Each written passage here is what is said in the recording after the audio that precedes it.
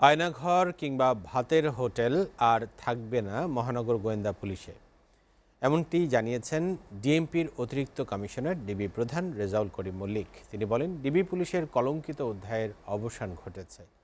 ডিবিকে সাধারণ মানুষের আস্থার জায়গায় নিয়ে যেতে কাজ করছেন তারা। গোয়েন্দা পুলিশ পরিচয়ে আর কোনো মানুষকে তুলে আনা হবে না বলেও জানান রেজাউল করিম মল্লিক। সোহান খানের আরেকটি প্রতিবেদন। আওয়ামী লীগ সরকারকে ক্ষমতায় টিকিয়ে রাখতে বিএনপির নেতাকর্মীদের গুম গ্রেপ্তারে একের পর এক হয়রানি করে আসছিল মহানগর গোয়েন্দা পুলিশ ডিবি। এছাড়া জুলাইয়ে ছাত্র জনতার আন্দোলন দমাতে গ্রেপ্তার ও গুলি চালানোর ঘটনায় ব্যাপক সমালোচনার মুখে পড়ে পুলিশের এই সংস্থাটি। ৫ আগস্ট শেখ হাসিনা সরকারের পতনের পর নতুন করে সংস্কার করা হয় ডিএমপির এই গুরুত্বপূর্ণ ইউনিটকে। গোয়েন্দা প্রধানের দায়িত্ব দেওয়া হয় বিসিএস এর ১৭তম ব্যাচের পুলিশ অফিসার রেজাউল করিম মল্লিককে।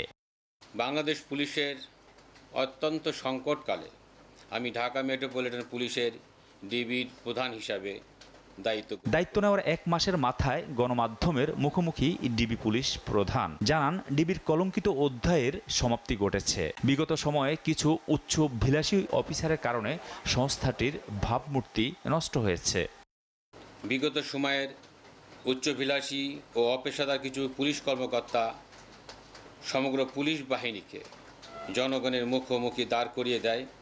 এর ফলে ছাত্র জনতার আন্দোলন, গণঅভ্যুত্থান এবং বিগত সরকারের পতনকে ঘিরে সংঘর্ষ সহিংসতায় পুলিশের মনোবল ভেঙে পড়ে। ঢাকা মহানগর গোয়েন্দা অফিসে আর কোনো আয়নাঘর থাকবে না। ডিবির কোনো কর্মকর্তা অপরাধ করলে তাদেরকেও ছাড় দেওয়া হবে না বলেও হুঁশিয়ারি দেন মহানগর গোয়েন্দা প্রধান।